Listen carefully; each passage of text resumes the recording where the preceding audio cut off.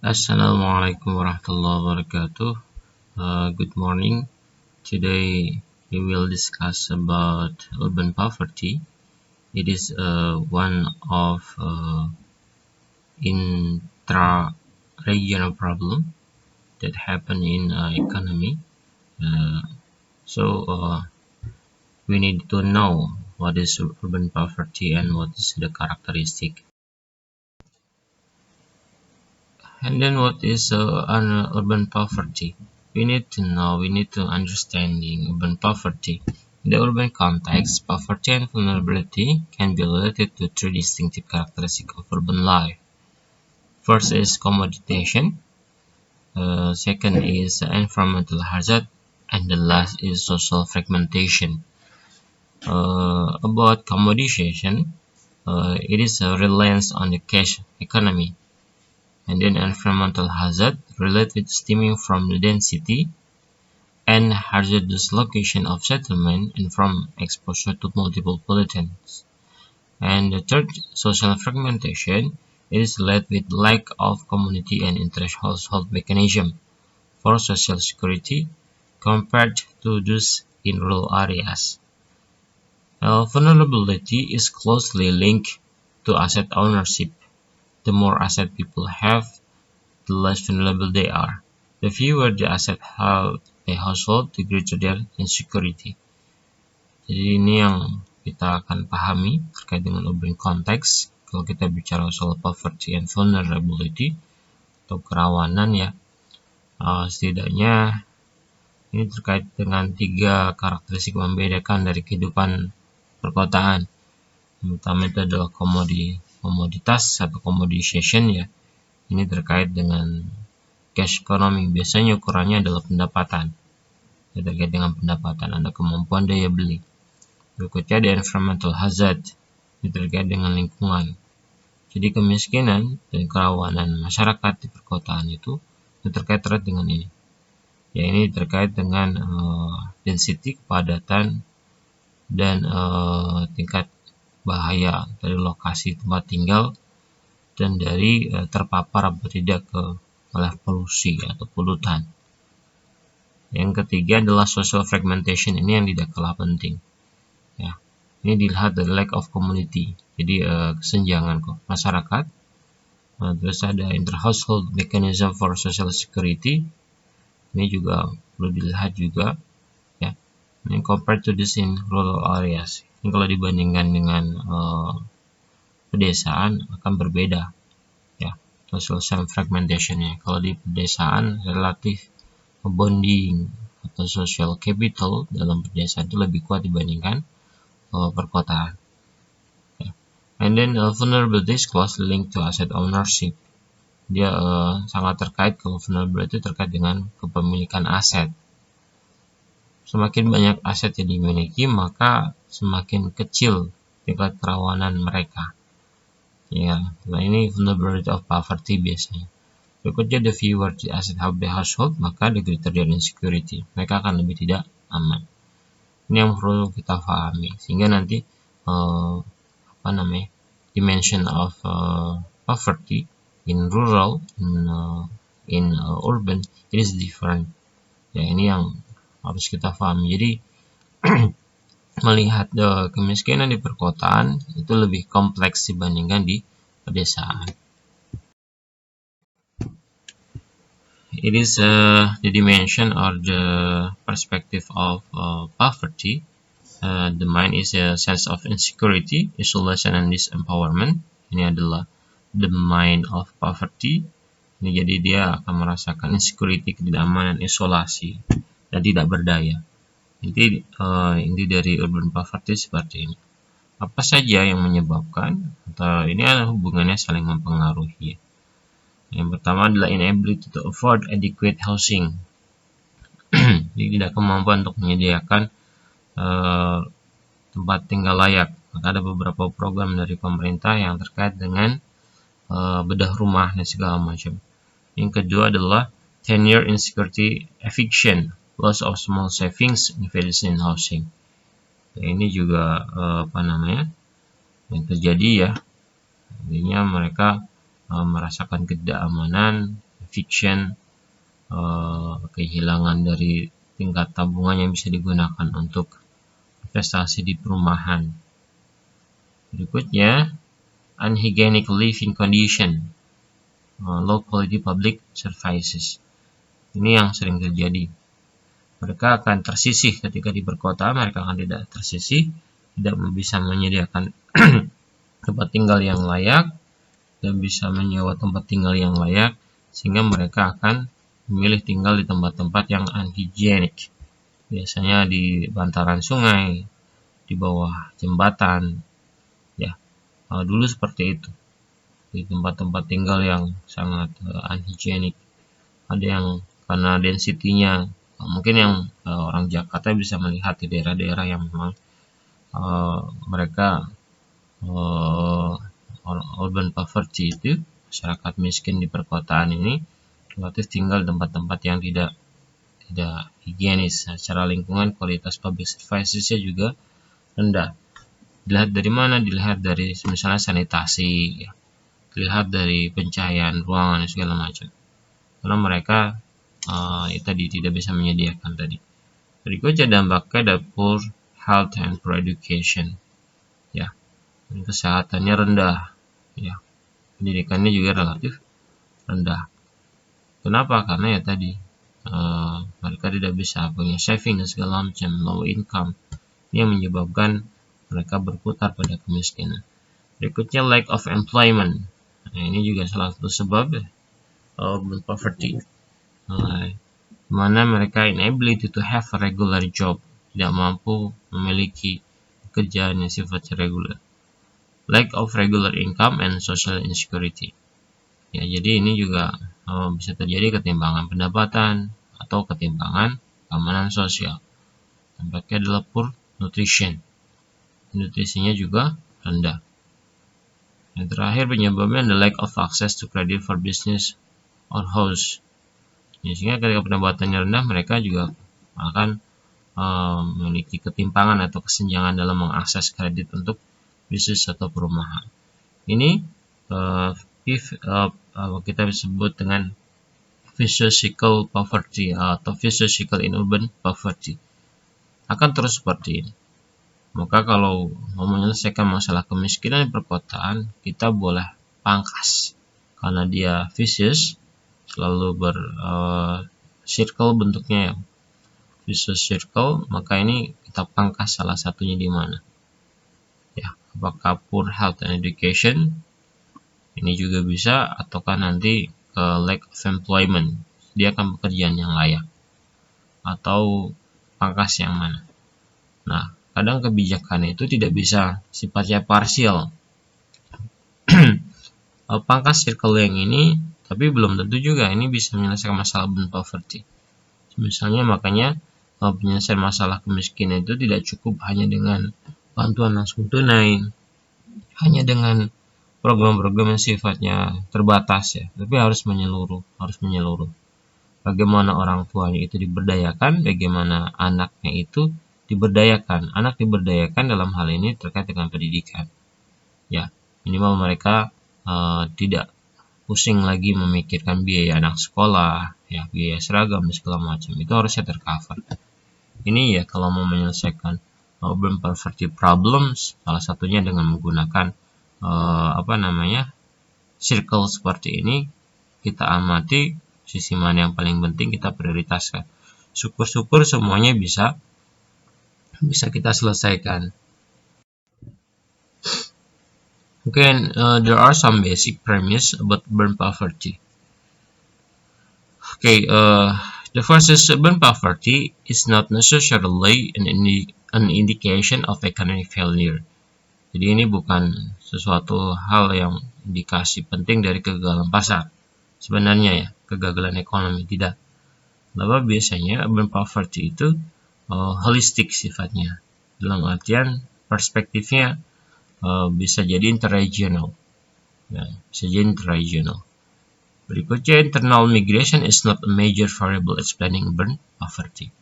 Kalau migrasinya hanya internal saja, biasanya dia bukan sesuatu variable major, variable penting dalam menjelaskan urban poverty. Karena kenyataannya dalam kasus urban poverty ini banyak masyarakat miskin perkotaan itu disebabkan oleh external migration, ya, interregional migration. Kalau Jakarta akan dilihat daerah-daerah kemiskinan itu merupakan daerah-daerah yang memang notabene itu pendatang banyakannya, ya, pendatang. Yang ketiga dari premisnya, the urban condition cannot be generalized across types of urban areas. Ini yang sulit menyelesaikan masalah kemiskinan perkotaan adalah ini.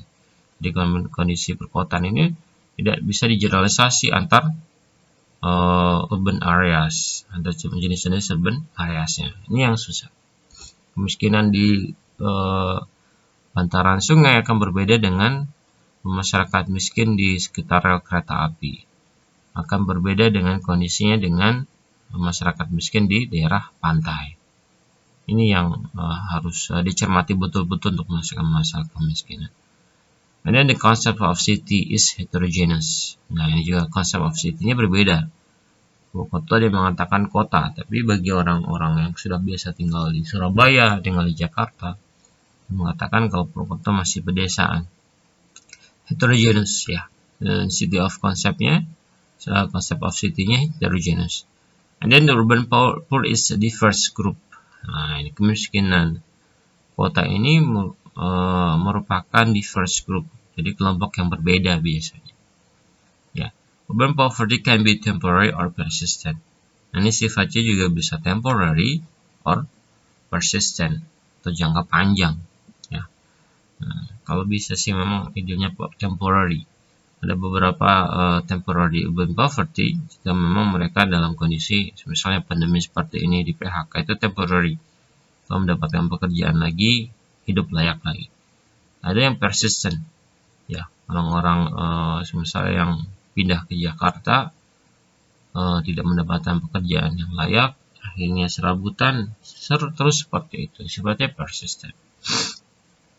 And then poor urban governance and inappropriate policy framework contribute to the vulnerability of urban. Nah, ini poor urban governance ini tetap kelola pemerintah yang buruk, ya, tidak sesuai, ya, frameworknya kebijakannya tidak sesuai, ini berkontribusi juga terhadap kerawanan terhadap kemiskinan perkotaan. Contohnya apa? Contohnya misalnya terkait dengan tata ruang, ya, tata ruang wilayah. Terus berikutnya kebijakan yang sifatnya itu, ya, banyak kasus lah, ya, banyak kasus. Contohnya kalau BLT relatif hanya jangka pendek, dia memang membantu tapi tidak holistik. Ya, harusnya memang kebijakannya lebih frameworknya lebih menyentuh, ya, dari sendi-sendi dimensi kemiskinan yang tadi saya sampaikan. And then poor people are capable of helping themselves. Nah, ini yang unik. Di orang-orang miskin itu sebenarnya mampu menolong dirinya mereka sendiri. Ketika harga beras naik, mereka mengurangi makannya. Ya, hari 2 kali makan nasi, 3 kali makan nasi menjadi 2 kali makan nasi. Yang satu dia ganti dengan makan singkong rebus misalnya. Ini orang miskin. Mereka punya geo survival sebenarnya lebih kuat dibandingkan orang kaya. Tetapi ya tadi mereka tetap perlu dibantu. Ini yang harus betul-betul dipahami premis ini untuk memahami urban poverty. Next, we need understanding different dimension of poverty. The first is dimension of ownership and vulnerability. Jadi ini kita perspektifnya terkait dengan aset, ownership, and vulnerability. Jadi vulnerability ada beberapa dimensi yang harus kita pahami. Oke, yang pertama adalah dimension of poverty based on income poverty. Distinctive aspect of poverty in cities. The first is dependence on cash for purchases of essential goods and services. Jadi income poverty itu ini bergantung pada daya beli masyarakat terhadap barang dan jasa. Asetnya itu bisa labor, kerja, produktif aset, such as housing. Ini dilihat. Berikutnya policy areas to strengthen asset. Caranya adalah labor market and employment to support income earning opportunities. Ya, ini sediakan lapangan pekerjaan lah intinya. Berikutnya financial market to increase access to saving and credit schemes to improve their homes and business. Third, housing and land to enable the poor to use housing a productive asset. Berikutnya health, nutrition, education, and the last is urban services. Health, nutrition, and education to improve human capital, skill, and health for better job and income. And then urban services to increase the productivity of micro entrepreneurs and street vendors. Nah, ini penting ya. Nah, ini dimension of poverty dari sisi pendapatan. Nah, kebijakannya bisa dilakukan adalah ini. Ini based on some research. It is from World Bank, ya, menemukannya seperti ini. Jadi berdasarkan Bank Dunia menemukannya seperti ini. And then education and health poverty. Ya, kalau perspektif atau dimensinya adalah pendidikan dan kesehatan, maka distinctive aspect of poverty in cities. First is for residential environment are prone to industrial and traffic pollution due to juxtaposition of residential and industrial function in cities. And then injury and deaths arising from traffic, industrial occupational risk, overcrowded and unhygienic living condition, constrained access to education due to insufficient school size in rapidly growing cities, and there is inability to afford school expenses, personal safety, secure risk determining school attendance. Ini di sini aspeknya, aspek yang perlu dipahami dalam education and health poverty. Ini juga terjadi. Ya, sebenarnya income poverty plus education and health poverty ini juga merupakan komponen dari urban poverty. Nah, kita melihatnya dari sini, dari sisi pendidikan, kesehatan, ya, lingkungan. Ini bisa menyebabkan education and health poverty. And asetnya itu human capital. Kita mau membangun aset modal sosial. Modal manusia atau human capital. Bukan social capital, sorry. Oke, ini human capital ini penting dalam pembangunan. Ya, bahkan some theory describe about how effect of human capital to economic growth. Ya, ini juga jadi dalam artian human capital ini sekarang memang diarahkan, apalagi di pemerintahan sekarang kan membangun SDM yang unggul, sebenarnya itu human capital. Tapi polisinya belum terlihat. Okay, some policy to strengthen to assets. The first is health, nutrition, education to improve human capital. Ini the first to the main policy to improve human capital. And then urban services to improve health and access to education and health services. Jadi ini juga penting urban services, puskesmas, pendidikan, ya, apalagi terkait dengan cakupan bidan desa. Nah, ini bidan desa. Berarti bukan bidan desa ya, karena ini kita bicara urban poverty, tapi dokter-dokter yang misalnya yang ada di puskesmas, ketersediaannya segala macam itu merupakan salah satu kebijakan yang bisa dilakukan untuk meningkatkan human capital. And then environmental policies to improve health and safety. Ini kebijakan lingkungan juga, pembangunan sanitasi, gorong-gorong dan segala macam. Tapi ini bisa mengimprove kesehatan dan kenyamanan. And then housing and land to improve living condition to this human capital, particularly health. Ini perumahan dan tanah juga, ya, tempat tinggal juga bisa menjadi salah satu kebijakan untuk improve or to strengthen assets. And then labor and employment for better working condition. And the last, social protection and safety nets to increase the accessibility of the poor to health and education services. Nah, ini yang terakhir, social protection, jaminan sosial, jaminan dan keamanan sosial. Ya, ini yang programnya kita pakai juga, Tapi memang kompleks. Kalau kita fokus di kemiskinan memang sangat kompleks. Ya, maka perlu kebijakan sifatnya holistik. And dimension tenure insecurity, it is a distinctive asset adalah land and housing in authorized area are not affordable, so the poor occupy land illegally and construct their houses without construction occupancy permits. Ya, ini terkait dengan tenure insecurity. Jadi mereka relatif karena tidak memiliki pemilikan aset, ya tidak mampu membeli aset, maka mereka secara ilegal mengambil tanah secara ilegal dan membangun rumah mereka tanpa konstruksi dan izin konstruksi dan okupansi. Ya, ini asetnya adalah produktif aset such as housing. Ya, tujuan mereka sebenarnya itu hanya pengen memiliki aset yang produktif untuk tempat tinggal. Maka kebijakannya bisa menggunakan housing and land to enable the poor to use their houses as productive assets and enable the poor to live in safe areas. Second, the policy is financial market to increase access to home ownership and tenure security. Makanya DP 0% itu penting di situ. Karena ini the first ya. Kalau soal cicilan relatif, kalau tenornya lumayan lama, maka akan relatif lebih murah. Mereka punya daya beli di situ. Ya, tapi ketika down payment ya uang mukanya tinggi, nah ini yang kesulitan mereka untuk memiliki rusun, memiliki tempat tinggal yang lain. And then dimension of financial insecurity, dependence on cash income and lack of access to credit and safety net. Nah, ini bergantung pada pendapatan tunai dan kesenjangan akses terhadap kredit dan jaringan kredit dan jaringan keamanan. Maka asetnya apa? Human capital and labor.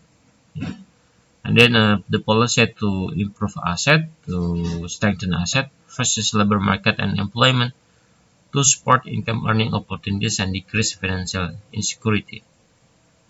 Ya, jadi labor market dan employment untuk mendukung peningkatan pendapatan mereka atau mengurangi financial insecurity. And second policy is social protection and safety net. Ini sama. Berikutnya ada financial market to decrease in financial insecurity. Poor, kredit usaha rakyat, atau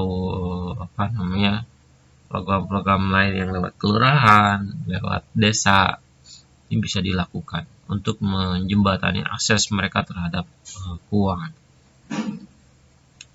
And then dimension of personal insecurity, ini drug, alcohol abuse, and domestic violence, family breakdown, and reduces support for children, social diversity, and visible income inequality in cities, which increase tension and can provide temptation for crime. Ini distinctive asetnya. Ini yang salah satu aspek penting ya dalam urban poverty. Ya, terkait dengan perilaku masyarakatnya itu sendiri. Contohnya adalah penggunaan alkohol, drugs, narkoba, pelanggaran domestik, kehidupan family breakdown, ya, social diversity. Ini yang sering terjadi dalam urban poverty, kekerasan dalam rumah tangga, ya. Dan asetnya social network and household relation. Ini perlu diciptakan juga sebenarnya. Ketika di rumah saja sudah tidak nyaman, maka suami ketika bekerja akan tidak nyaman juga. Ya. Apa mereka mau berjuang apa, mau menafkahi siapa, kalau itu juga tidak menjadi niat dalam bekerja akan sulit ya. Kalau kehidupan dalam rumah tangganya tidak baik, ini juga mempengaruhi secara personal ya. Maka kebijakannya apa? Social protection and safety net. Ini juga sama, to support social capital, for example community based organization. Nah, ini perlu dibuat mendukung program-program keluarga berencana, program keluarga sejahtera. Ya, kenapa? Karena tadi salah satunya adalah mendukung bagaimana menciptakan personal and family security. And dimension of social and political exclusion in disempowerment, distinctive asset for this poverty is a illegitimacy of residence and work, isolation of communities that are disconnected from job and services, insufficient channels to obtain information, for instance about jobs or legal rights, not having the rights and responsibilities of citizens. The asset is social capital, and the policy to improve to strengthen social capital versus social protection and safety net to strengthen social capital, and then land and housing that provide the poor with tenure security and legitimacy their job and homes, and then community-driven development to support and empowerment of poor communities and provide them with citizen right and responsibility. Ini apa namanya dimensi dari urban poverty dan kebijakan-kebijakannya. Ya, nanti barangkali kalian jadi pemimpin ya, kepala daerah, kepala negara, jadi menteri, kebetulan terkait dengan kesejahteraan sosial, maka setidaknya ini harus kalian paham. Okay, there are some intermediate indicator or impact or outcome indicator from poverty dimension. First is income, ya, pendapatan. Maka intermediate indicatorsnya ada access to credit, shares of informal employment, share of household expenditure and housing, model shares of transport for work trips, and then shares of household expenditure on transport, mean travel time to work, access to electricity, regulatory delays, such as licensing burden of small and micro enterprises, and land development controls, coverage of social assistance. Ini dan intermediate indikatornya yang bisa kita gunakan untuk menyelesaikan masalah kemiskinan dari aspek dimensi pendapatan.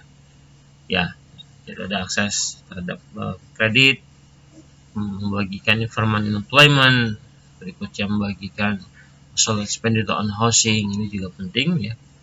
Model shares of transport ini juga penting. Jadi transportasi itu one of components that faced by urban poverty. Jadi mereka bayar transportasi yang cukup mahal. Ini juga menjadi salah satu mengurangi daya beli masyarakat terhadap barang dan jasa yang lainnya. Sehingga ini juga perlu dibuat menjadi indikator kebijakan. Ya. Berikutnya akses to electricity, ini juga penting ya untuk mendorong, terutama untuk mendorong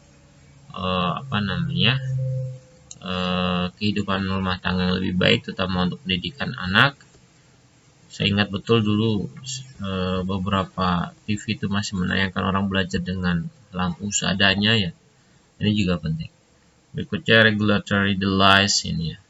Ini seperti hambatan-hambatan untuk UMKM, dia harus dihilangkan. And then land development controls, coverage social assistance, ini juga bisa. Nah, impact or outcome indicatorsnya apa saja? Yang pertama adalah poverty head count. Harapannya ini bisa turun.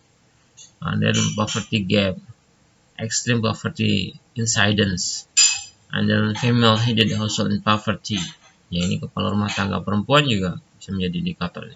Berikutnya income inequality, Gini coefficient, tolerance of inequality, unemployment rate, housing price, income ratio, ini juga merupakan hal yang perlu kita pahami dalam poverty dimension in income dimension.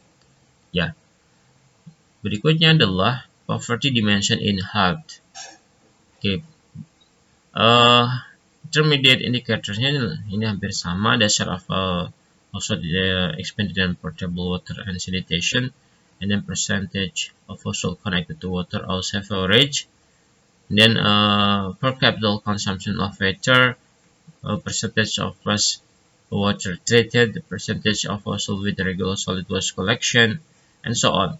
It is related with the environmental, ya. Ini terkait dengan lingkungan yang bisa mendukung kesehatan masyarakat. Nah, nanti impact or outcome indicatorsnya apa saja? Pertama, infant and under 5 mortality, maternal mortality rate, life expectancy of at birth, sorry, female-male gap in health, malnutrition rate of children, death rates by violence, injury death rates by transport accident, mortality rates by disaster. Sekarang itu ada ini indikator kesehatan yang lain adalah stunting in child. Ya, ini merupakan salah satu indikator yang memang perlu juga dilihat dari sisi kemiskinan, ya, dari aspek atau dimensi kesehatan. And then dimension of education. Intermediate indicatornya ada primary and secondary school enrollment rate, ada partisipasi angka partisipasi sekolah, ada angka melanjutkan sekolah, macam-macam indikator. And then access to vocational training, ini juga intermediate indicator, bisa digunakan. Mereka bisa mengakses vocational training apa tidak, membayar LPK apa tidak, segala macam. Share of household expenditure on education, ini juga penting ya. Nah, indikatornya demand or income or outcome and impact of indikatornya bisa dilihat dari ini. Pertama adalah literasi rate, tingkat literasi, and then school completion rate, gender gap in education attainment, child labor, and street children. Berikutnya ada security, dimensi security, baik itu tenure maupun personal. Ini yang pertama, intermediate-nya ada population in authorized housing, and then population living in precarious zone, the scope of disaster prevention mitigation measure, and access to pollution legal system protection. Berikutnya nanti impact-nya or outcome-nya, dimensi indikatornya adalah ini. Percentage of household with secure tenure, death from industrial or environmental disaster, ada murder rate, ya ini terkait dengan security, baik itu tenure security maupun personal security. And then dimension of empowerment, extend to public consultation in local government budget decision. Ini intermediate ininya ya, intermediasinya, indikatornya. Terus berikutnya yang kedua adalah participation of resident political or community organization. Berikutnya indikator intermediasinya discrimination in access to service or job. And last access to development internet. Wah, ini udah tinggi ini. Ini sudah sudah tinggi dalam hal ini mungkin World Bank melihat ini juga sekarang sudah menjadi barang primer ya, access to development internet. And the impact or outcome indicatornya bisa dilihat berdasarkan citizen involvement in major planning decision. Ini keterlibatan masyarakat dalam perencanaan. Public access to information about local government decision, services, and performance. And terakhir adalah satisfaction with city services. Yeah. Okay, thank you so much. This is our material today. Please do the assignment. First, you need to look for a research article about urban poverty, and please make a review. What is the research problem and goals? And then the analysis method, discussion, and the last is please describe a relationship the article with the urban poverty dimension and policy based on material our class material today. Okay, thank you so much. See you next time. Assalamualaikum warahmatullahi wabarakatuh. Good morning.